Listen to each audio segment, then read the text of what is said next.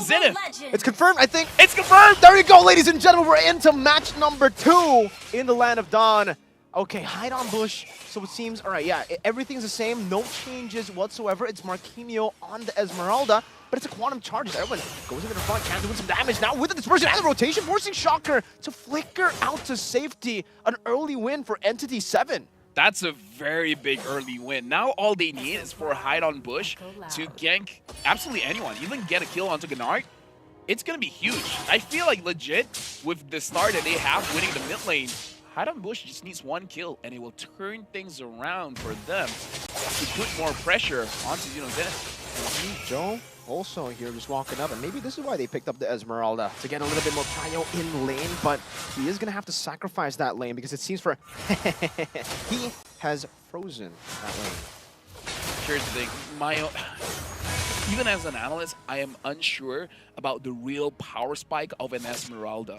Like you just said, that early is strong, mid dips a bit, the late is strong. XP is weird as well. Yeah, XP in general is weird. Like I feel like with the new items, I don't know. Perhaps things have changed. If things are the same, then okay, fine, sure. The early he should be winning. But again, look at this. Marquinhos is losing against Hehe, but again, legit in side lanes, losing is subjective. Like, just not dying could be a big win. And it does seem like, you know, at least for us, ladies and gentlemen, you have to understand that in the best of 1 round robin where they only meet once, 1 loss could be really bad for you, because then you'll technically be forced to wait for the results, because even if you win all your other games, you have to wait for a possible 3-way tie, 2-1, 2-1, 2-1. But it already seems that in the bottom lane, Shatter unable to get level 4. Chan will be, though. Yeah, hide on bush is straight on a turtle. Penalty zone, locking hide on bush down. Wants to go for the red tree, but it's a bit too early. Nart is the one who picks it up now, and that's going to be hide on bush taken down. Marquinhos trying to look for the trade with the falling star moon. That's going to be Joe with the Tempest and Blaze onto the back line. Chen able to flicker out on the lockup, but now the Eternal Guard catches him, and it's going to be Marquinhos gets taken very, very low, but is still able to walk away. Gets that Purify out. I would say, which I feel like you will agree, that's a big mistake coming in from hide on bush. He used his retribution way too early, and Gennard was able to take it. So ZINO ZENITH getting the turtle and a kill. Yeah, Fury a bit too early with that Purify as well. It seems for Entity7, that's been the pattern. Hide on bush with an early retreat. That was an early Purify from Fury. And it might be the jitters playing on stage, LaFell. This seemed like for Entity7, aside from Erwin and Chan, I think Erwin and Chan have been great in the early game as well, pushing the tempo. We gotta look at the replay here.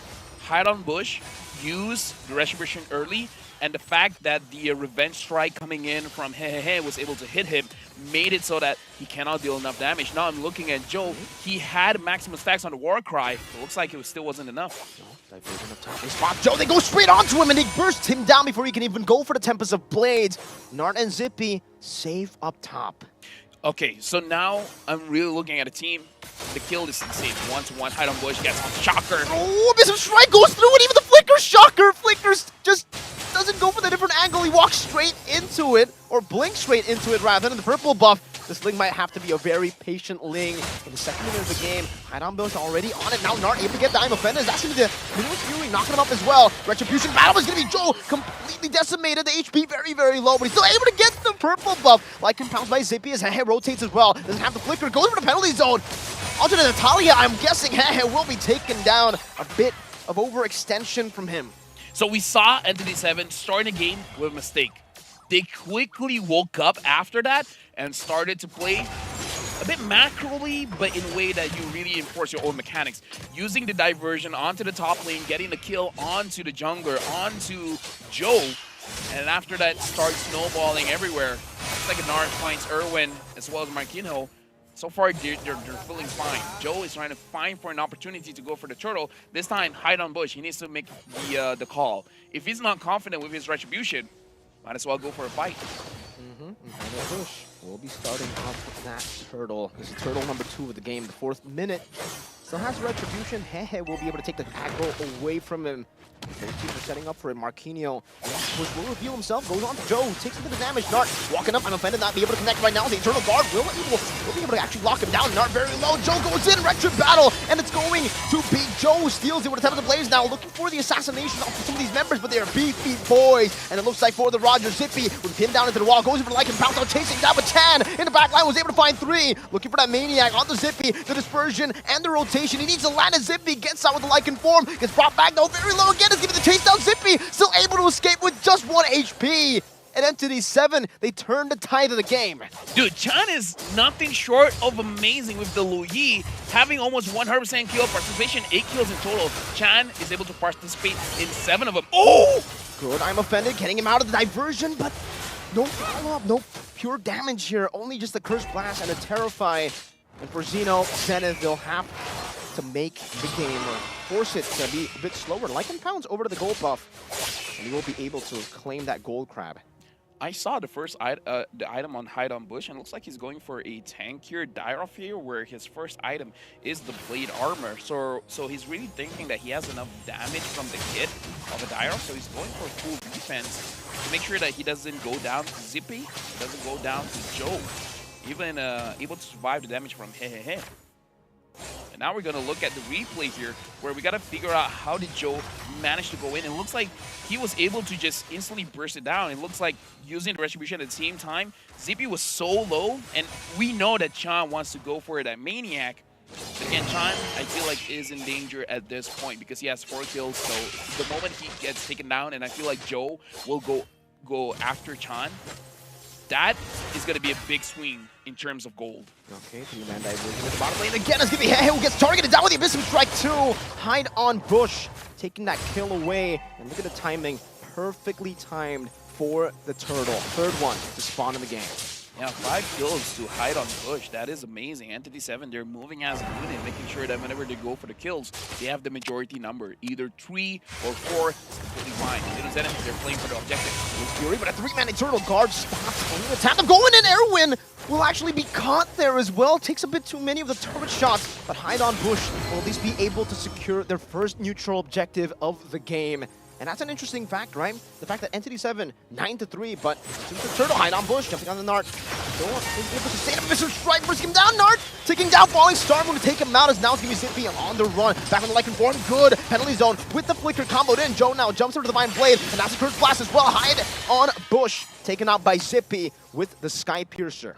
Fury, even though he wasn't big in that team fight, he has the Golden Staff now, and feeling he only needs the Demon Hunter story. So Entity7, they're about to hit their critical point where Fury has 3 items.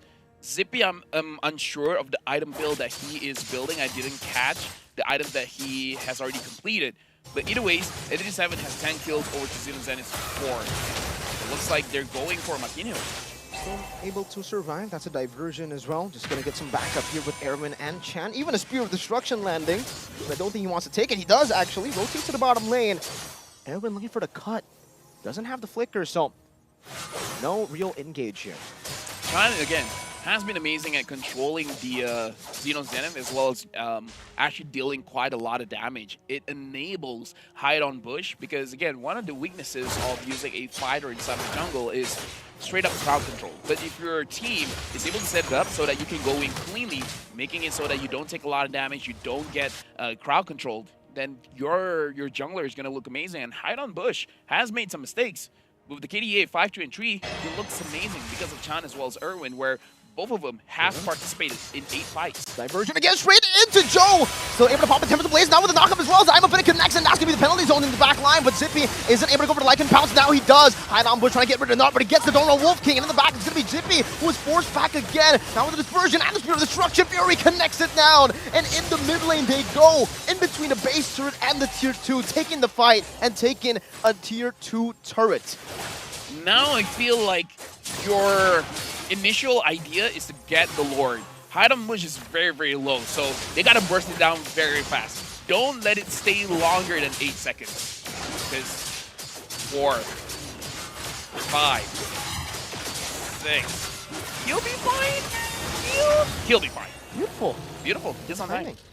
I think, you know, we've been talking about how that's very, very important for some of these junglers to burst and to commit. As long as you look for a fight, that removes the threat of the Lord actually dealing damage to you. You can actually burst it down. And the Moscow, both games that we've seen at least, has been more proactive than the Roger. Oh yeah, definitely. And the Roger's first pick, bro. Maybe like after the nerf on the passive of the Roger, it's no longer a winning matchup. Now we're looking at the items here. Sky Piercer as well as Endless Battle. I feel like when he's down in gold, perhaps Sky Piercer into a Wind Talker might be a little bit better, having more movement speed, having more damage overall. The Roger has 3 completed items. Man. And again, looking at the Direwolf, it's full defense. Doesn't seem like there's a Sky Piercer for the Ling as well. So he goes for Berserker's Fury. I think it's because early on he was struggling, so going for the Sky Piercer might not be a lot of value. He goes for the Haas Claws just for sustain. And after this, probably going for the Endless Battle. Now the Lord, looking at the bottom, there's nothing going on. Wanted to go for Zippy, but he's still able to just dash away. ZINO ZENITH doing a good job of the defense, by the way, clearing out all these waves. And Entity7 won't really be able to look for a full Lord advantage with this one. They're still holding on to a big gold lead.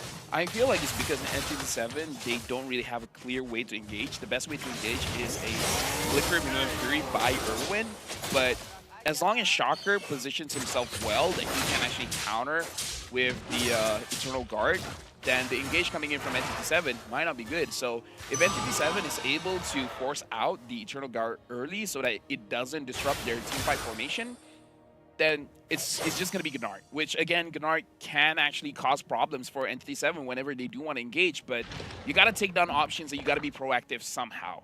Looks like Entity7, they're not going to force the situation. It is the best of one. They don't want to make mistakes, so they're just going to wait for the horn. So they're freezing the lanes, trying to prevent ZINO ZENITH from getting more farm, and then perhaps forcing them to make a mistake. But I kind of feel like if you want to force them to make a mistake, someone's got to be the bait. And it's going to be really tough right now for ZINO ZENITH because looking at their composition, I'm thinking, all right, what are the ways that they can go and win this game and come back from this spot, 7,000 gold deficit? And it's still going to be tough. Obviously, Zippy and Joe will be able to deal a lot of damage in the late game, but I think even for Entity7, their scaling is really good. They got Fury, they got Marquinhos on that Esmeralda.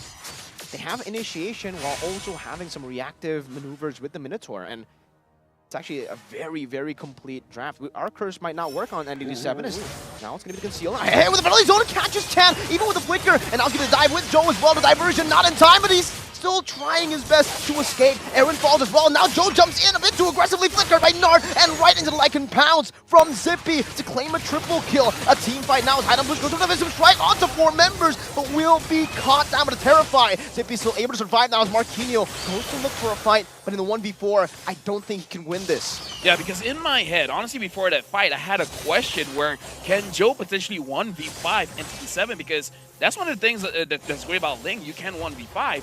But Marquinhos, it looks like without the Ling, they might not have enough damage. The only way that I can see they will have enough damage is if his Zippy uses his human form, chunk him down low enough so that they can execute him. Let Joe use the lethality to get that stack. But again, Joe does not have the stack. He has 1 kill, but afterwards he died. So it's 4%. And at this stage of the game, 4% is not enough. No, not nearly enough to take anyone down. Not yet, but at least for Zippy, it was working really well.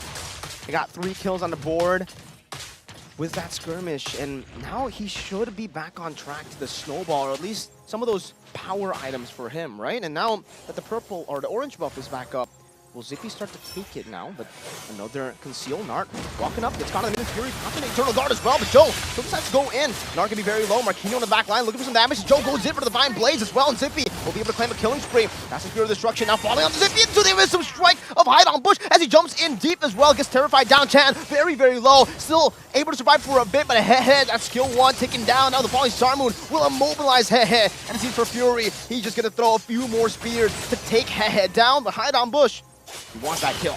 Yeah, and at this point, in 7, they got a question. Do they go for the Lord? Because Joe is still up.